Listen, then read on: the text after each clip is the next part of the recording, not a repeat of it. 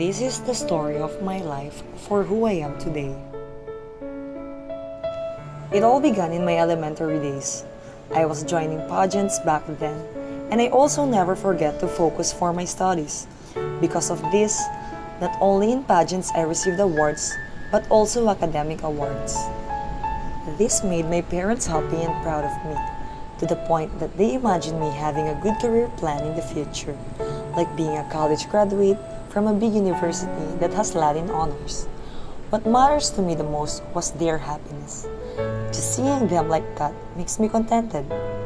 I was a kid back then, and when you're a kid, things were simple and fun.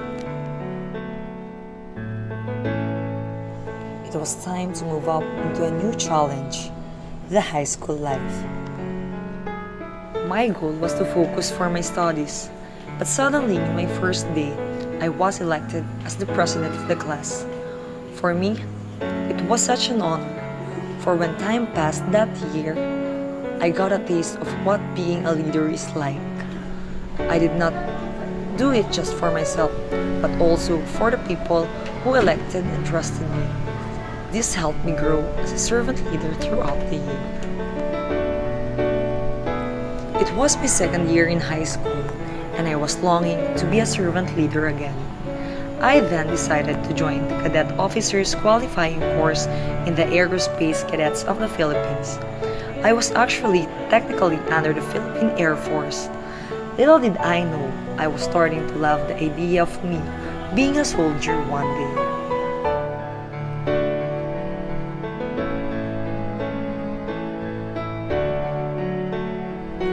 My third year in high school was the year I remember the most.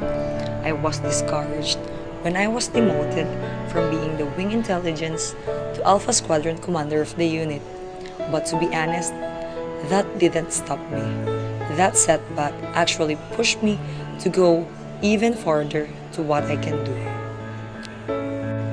The last year of junior high school is where the moments will never be forgotten throughout the past years. I assumed the position of the wing commander. I was so proud and happy for myself that all those hard works and dedications had paid off. I was sure that I was prepared for this kind of career, but I still did not know if this was what I really desired, knowing the expectations everyone else had for me. These were the circumstances in my life that made me consider to enter the Philippine Military Academy. When I told my parents that I am considering to enter PMA, it was the most tense situation in my young life. My mother fully supported me in time. My father, however, disagreed, but I understood why. I was her only daughter back then, and he did not want me going to a position that is horrifying to imagine for his little girl. Sometimes you just have to follow what's on your mind. I am not doing this because I want to. It's just, I have to. For my parents. Through PMA, I can return back the support they bestowed upon me.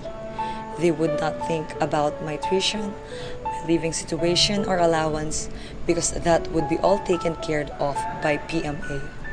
I know that this path is not what others expected, and it might be difficult, but I have been training for this.